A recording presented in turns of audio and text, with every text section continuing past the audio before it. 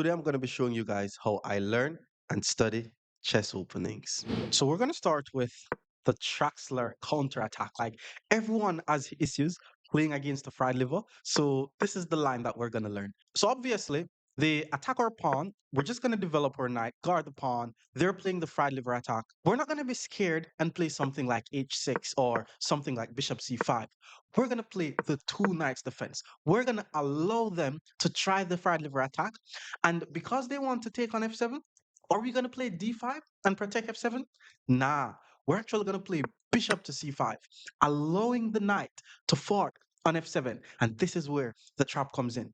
What we're going to do after they fork, or queen and or rook, is we're going to play the move bishop takes f2, which checks the king. And notice what happens after the king takes. It allows our knight to swoop in on e4 with check, checking the opponent's king. In this line, we're just going to see what happens if the king goes back to e1. But the very thematic move that you guys should always keep in mind if you're going to play the traxxler counterattack is queen to h4. You're always going to be playing queen to h4, and we're not afraid of this g3 move. I want you guys to notice how this pawn is pinned to the rook. With that being said, we're actually able to play the move knight takes g3 because once the pawn takes, our queen takes the rook, and in this case, he decided to block with the bishop. Now, if he had played king to e2, knight to d4 wins the queen. The funny thing about this line is we're actually not going to take the knight. We're just going to castle our king. Because once we castle our king is now safe. He's not able to move the knight due to queen takes f1 checkmate. So we're just completely winning here. Now, all the lines are on chessreps.com. Let's learn another line, and then I'm going to test this out against our subscribers. So they attack the pawn, we guard it, they play the Italian game. We're always going to go with the two knights defense because, again, we invite the fried liver attack. Now we know how to play against it. Bishop to c5. They go for the fork. We take on f7, pull out the king. Once the king takes, we grab the pawn on e4. The king moves. We check on h4. We know all of this. And then after g3, we take, the pawn takes, we check. No, he decides to move the king. And as I told you guys, the king is the only piece guarding the queen. So once we play knight to d4, he has to move the king. We win the queen. We win the game. Now we're going to be testing out the traxxler counterattack against a subscriber. All right, so first opponent plays e4. Let's go with e5 here. Knight f3, we go knight c6. And this opponent is going to be playing the fried liver attack against me. Let's go knight to f6. Excuse my voice, by the way, I have a little flu. Now, as we said, we are going to be going for the traxxler counterattack. And the correct move is bishop takes. Once you see them play knight takes f7, then it's already losing. And we are going to be sacrificing our bishop on f2. Now, a lot of persons usually thinks king to f1 is the winning move, and this is what this opponent plays. So it's actually, this is covered on chessreps.com, by the way, but I'm going to be showing you how I'm going to be beating this guy. Basically, we have to play queen to e7 here, and after they take our rook, we're going to be formulating a whole idea trying to trap their queen. So it starts off by playing pawn to d5, and we want our bishop to get to this g4 square. And so, for example, if the bishop takes, the queen is trapped. Now that they take with the pawn, we're not able to go bishop to g4 because the bishop is able to go back. So we're going to play knight to d4 first. Now we're threatening bishop to g4. And if the bishop goes back, we win the queen. So let's see how black tries to prevent this.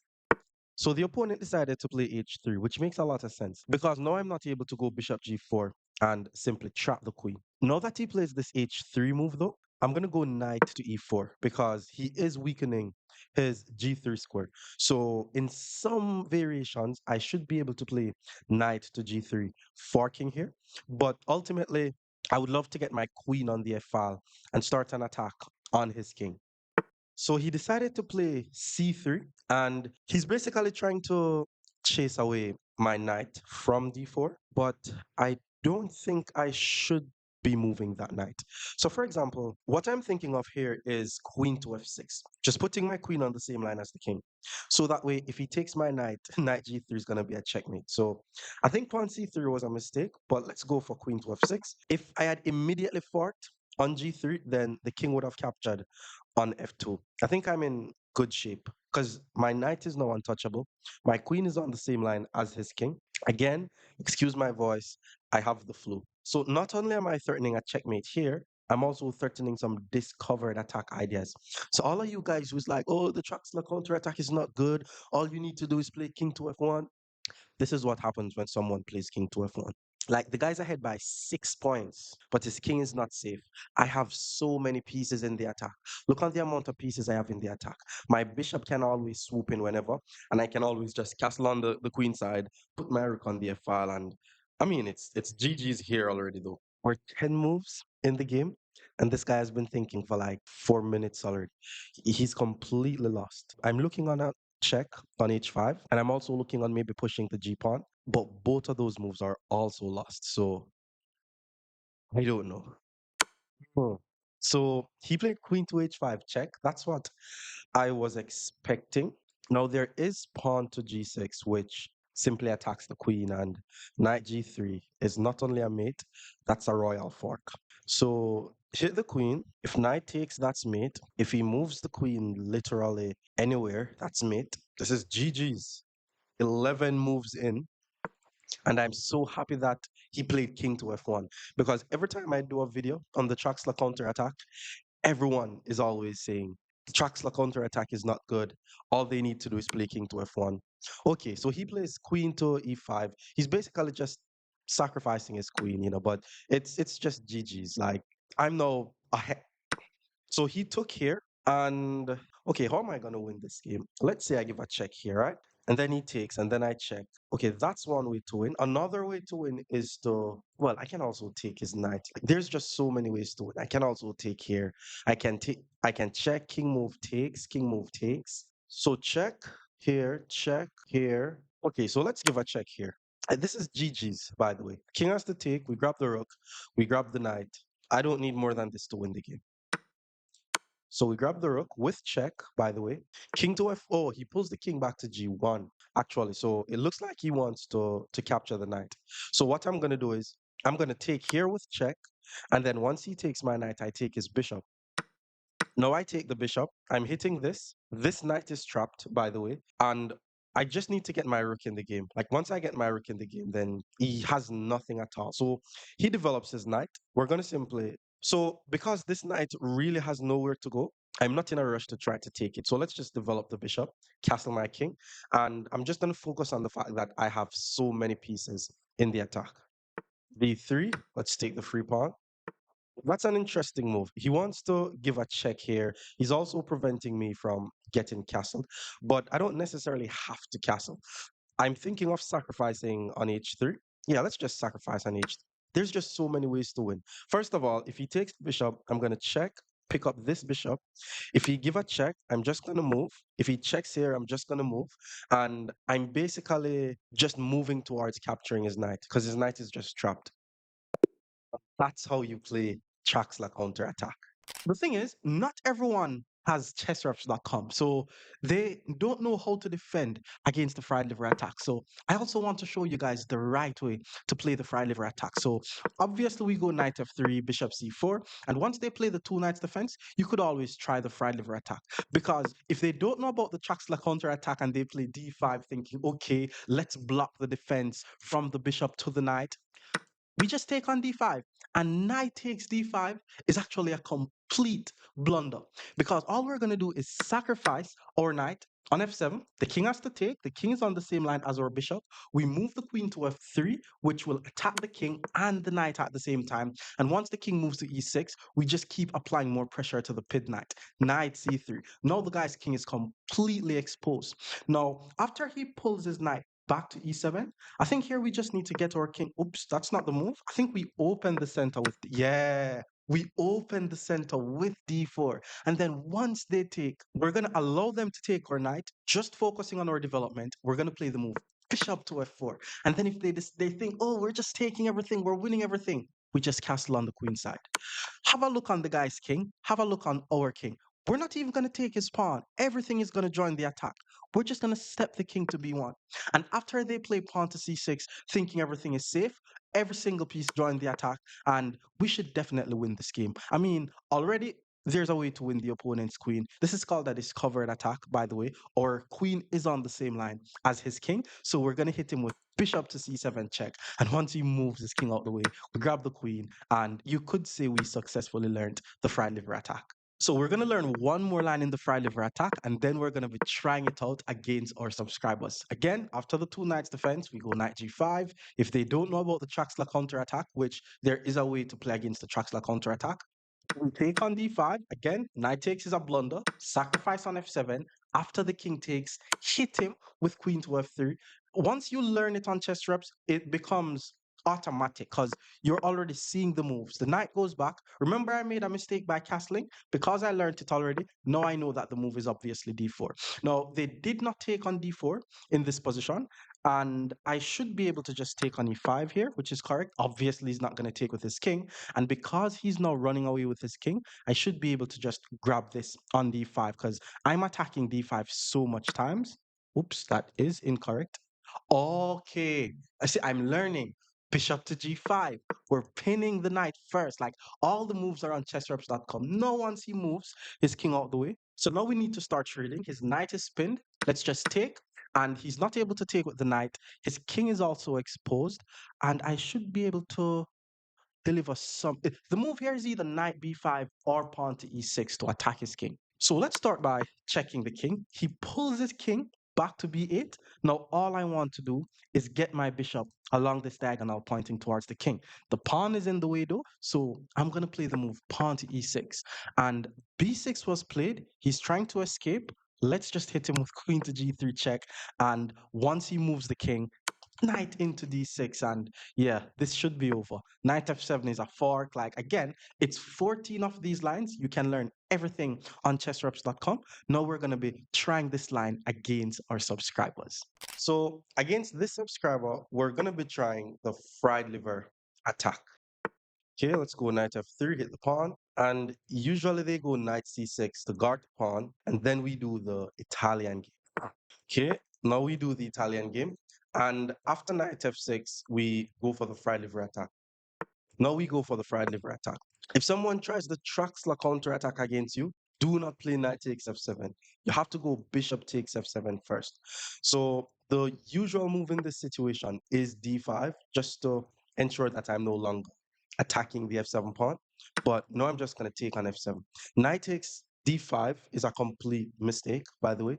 Knight to a5 or knight to d4. These are the two moves to play, but this guy decided to play knight to d5. So now I'm going to go knight takes f7, sacrificing the knight, forking the queen and the rook. And once the king takes, now we play queen to f3. We hit the king, we apply more pressure to the pin knight, and this should just be completely winning. Queen to f6 is played a lot of the times. That's not good. Like, we just need to take on d5. Any move here that is not king to e6, we're just going to take back the knight and we're winning the game. So he did play king to e6. What I want you guys to now notice is I have two pieces attacking the knight. He has two pieces guarding the knight. The knight is pinned. We want to play knight c3, applying pressure to the pinned knight. A lot of person usually plays knight to d4 here for some weird reason. And that is just completely losing because I'm hitting the knight three times and he's only guarding it twice. Knight to b4 or knight back to e7 are the only move that does not immediately loses the knight. He decided to play bishop to c5. That's losing, by the way, because again, we just have too many attackers on his knight. I'm thinking though, like, I'm wondering if I should play knight takes d5, just so that way I keep the idea of the discovered attack. I can also play bishop takes. So bishop takes, king here, queen f7, with the idea of playing now. Okay, let's go bishop takes. If king to d6, I'm gonna go queen to f7 with the idea of playing knight to e4, and that's gonna be a checkmate. This usually works a lot. If the king goes back to e7, I also have queen to f7, and that's gonna lead to a checkmate. So he did play king to d6. Now, knight to b5 or knight to e4, none of these are checkmates. So once I put my queen on the f7 square, I guard the bishop, and the king is also not able to run away, which means I'm now threatening knight b5 and knight e4. Like I'm threatening two different checkmates, basically. Ah, so he plays rook to f8. This is what happens when you don't know how to play against the fried liver. That's a checkmate, but that's also a checkmate. So the next opening that we're going to be doing is the Ponziani. It's very tricky and nobody knows this. It follows the regular e4, e5, and this is where we're actually going to be deviating. Like everyone is expecting Italian game, two knights defense, or the Roy Lopez. You could actually play the move pawn to c3, which it looks weird. Like why is he not developing? But after a move like bishop to c5, you're now able to play pawn to d4. And once they take and you take back, you have the best control over the center of the board. From here, you just need to develop your pieces. And look at this. The knights, we're now just going to be chasing away the knights. Pawn to e5, chasing away one knight.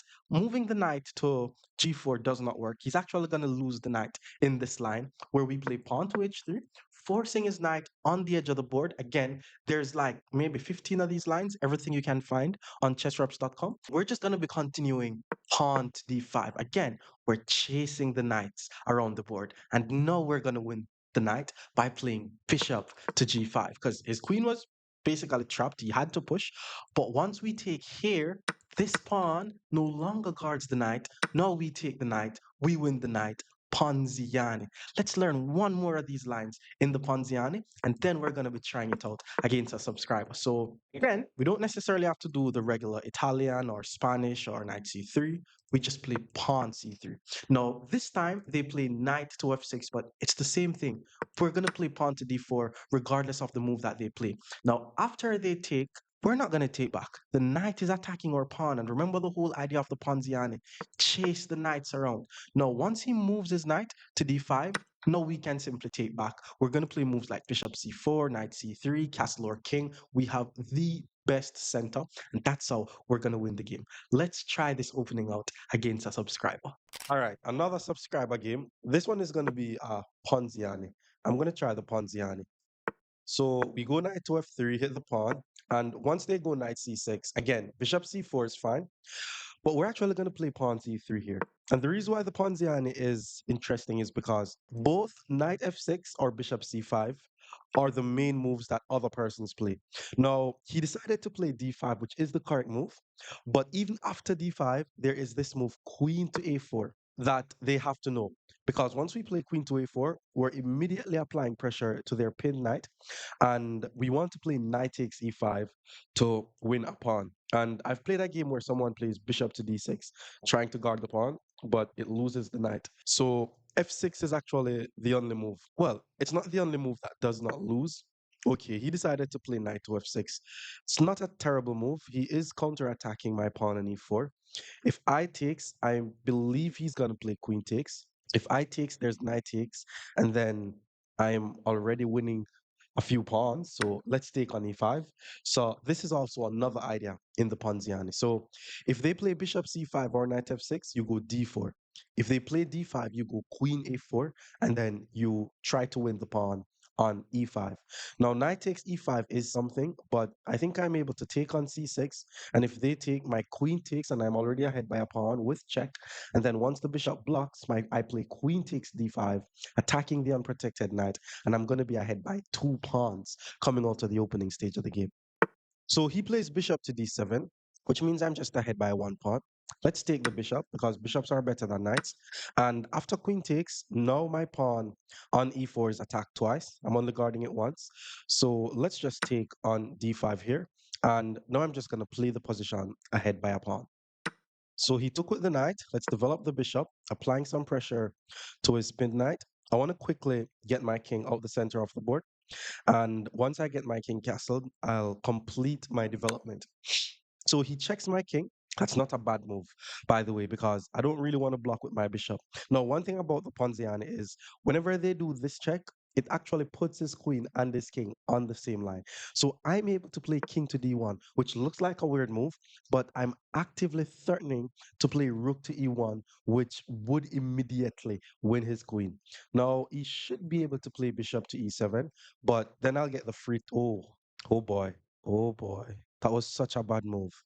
Okay, first of all, by putting the bishop on d6, the queen no longer guards c6. So there's already takes check, but he's able to play king to e7. Then I'll pin his queen to his king. Or takes check. If he blocks with the queen, I take the rook. If he moves the king, I take the rook. I can also play rook to e1 here. He is able to play bishop to e5. And then after d4, he has f6. So let's just go with this idea first. So let's take on c6. He takes, we check. I'm hitting the rook, I'm hitting the king. He moves his king to e7 because he does not want to lose his rook, but we spoke about this. Now we play rook to e1 and we're pinning his queen to his king. Oh, there is actually bishop to e5 here. Now, luckily, I'm still winning after bishop to e5. I'm ahead by 2 pawns, by the way. If he plays bishop e5, I'm just going to take it. And if he plays king takes, his bishop is pinned, and I'm going to apply pressure. If he does not play king takes, I'm just going to take a free bishop. What I want you guys to notice about these specific open, well, he resigned. That was quick. Also going to be learning the Jobava London. It's like the more aggressive way to play the London, where you actually put your knight on c3 and then you go bishop to f4. And again, this is me learning the line. So usually after e6, I think we should still play knight to b5 with the idea of forking on c7. And then once the knight goes to a6, his knight is now on the edge of the board. So now we just need to develop our pieces normally. Pawn c3, we're fine with that. We're just going to pull our knight back. They pull their knight back to c7. And from here, it's just normal development. Let's go knight to f3. He develops his bishop to e6. But we're not necessarily going to take because it's going to help the queen to take. If you're a London system player, you're always going to be looking on moves like knight to e5, just lodging your knight on e5, then go bishop to d3. I want you guys to notice how our pieces are really pointing towards the opponent's king. And we're actually going to take the pawn in this position because we want to move the knight away from guarding the king. Again, notice how the pieces are pointing towards the king and his king has no shelter. Hit him with queen to h5. He now has to play pawn to g6.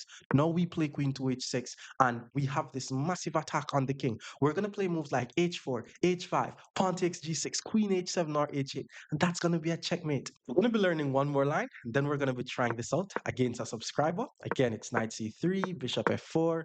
Now, after bishop to f5, I think we need to be able to play a move like g4 to attack the bishop. So we're going to play f3 followed by g4, if I'm not wrong. I think we have to play e3. Oh, f3. Yeah, we play immediate f3 followed by g4, then h4. Yeah, I know this idea. And then we play g5, force the opponent's knight away. And now we just continue with our plan. e3. Now, once the bishop goes to d6, we should be fine in this position. We're going to take the bishop, double up the pawns, and we're actually going to play a weird move here. Like, if you're a Jobava London player, your knight usually loves this f4 square. You could always go knight e2 to f4, but knight h3, putting the knight on the edge of the board is a very nice idea. Then knight to f4. We hit the bishop. If the bishop moves, we're going to play g6. If the pawn takes, knight takes e6, followed by knight takes d5, and we're completely winning the game. Now we're going to be trying out the Jobava against our subscribers.